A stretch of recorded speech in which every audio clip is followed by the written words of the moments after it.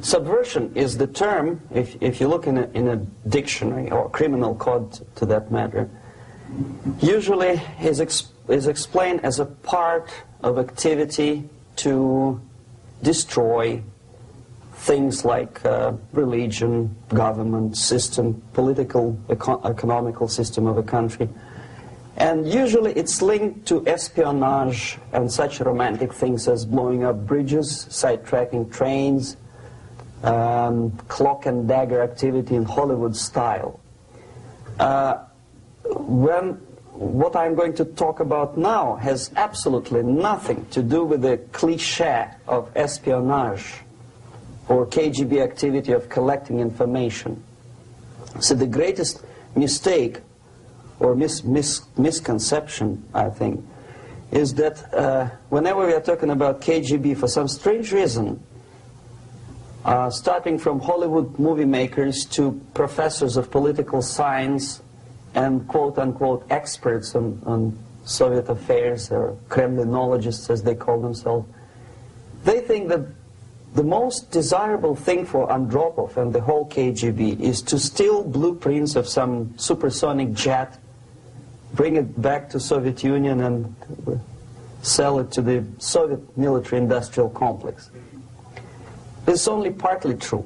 If we take the whole time, money, and manpower that the Soviet Union and KGB in particular spends outside of USSR border, we will discover, of course there are no official statistics unlike with CIA or FBI, that the espionage as such occupies only 10 to 15% of money, time, and manpower.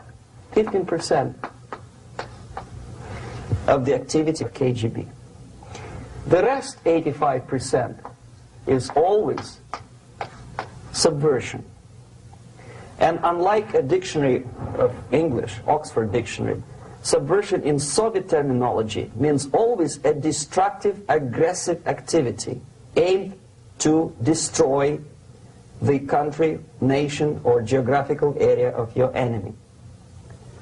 So there's no romantics in there, absolutely. No blowing up bridges, no microfilms in Coca-Cola cans, nothing of that sort. No James Bond nonsense. Most of this activity is overt, legitimate, and easily observable if you give yourself time and trouble to observe it. But according to the law and law enforcement systems of the Western civilization, it's not a crime. Exactly because of misconception, manipulation of terms. We think that subverter is a person who is going to blow up our beautiful bridges. No. Subverter is a student who comes for exchange, a diplomat, an actor, an artist, a journalist like myself was 10 years ago. Now, subversion is an activity which is a two-way traffic. You cannot subvert an enemy which doesn't want to be subverted. If you know history of Japan, for example, before 20th century, Japan was a closed society. The moment a foreign boat comes to the shores of Japan, the Imperial Japanese Army politely tells them to get lost. And if American salesman comes to the shore of Japan, let's say 60 or 70 years from now back, and says, oh, I have a very beautiful vacuum cleaner for you, with the good financing, he says, please leave us, we don't need your vacuum cleaner. If they don't leave, they shoot them to preserve their culture, ideology, traditions, values intact. You were not able to subvert Japan. You cannot subvert Soviet Union because the borders are closed. The media is censored by the government. The population is controlled by the KGB and internal police. With all the beautiful glossy pictures of Time magazine and Magazine America, which is published by the American embassy in Moscow, you cannot subvert Soviet citizens because the magazine never reaches Soviet citizens. It's collected from the newsstands and thrown to garbage can. Subversion can be only successful when the initiator, the actor, the agent of subversion has a responsive target.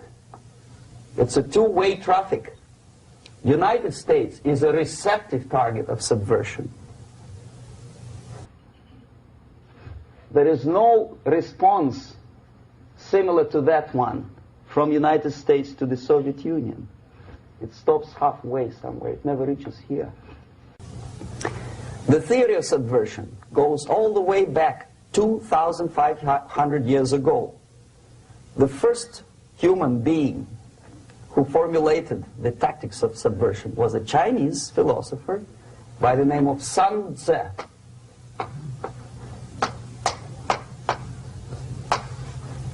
2,500 years BC.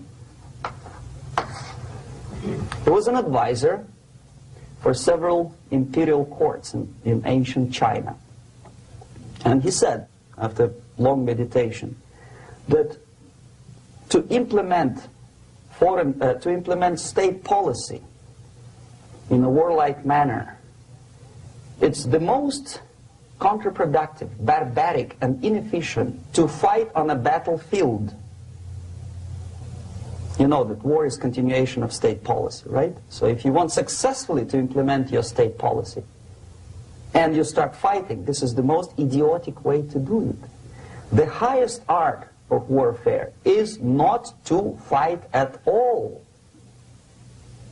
but to subvert anything of value in the country of your enemy, until such time that the perception of reality of your enemy is screwed up to such an extent that he does not perceive you as an enemy, and that your system, your civilization, and your ambitions look to your enemy as an alternative, if not desirable, then at least feasible.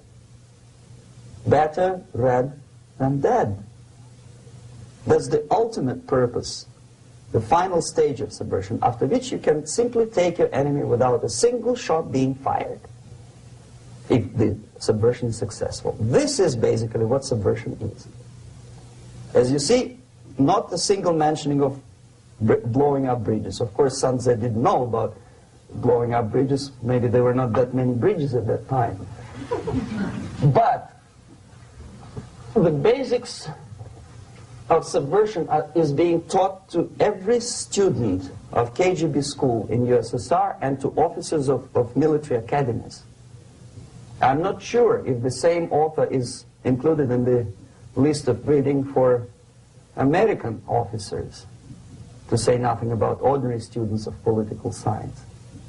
I had difficulty to find the translation of Sun Tzu in the library of a university in Toronto and later on here in Los Angeles. But it's a book which is not available. It is forced to every student in USSR. Every student who is taught to be dealing further in his future career with foreigners. What subversion is? Basically, it consists of 4 periods, time-wise. If we start from here and go this way, time, right? This is the beginning point. The first stage of subversion is the process which is called, basically, demoralization. It says for itself what it is.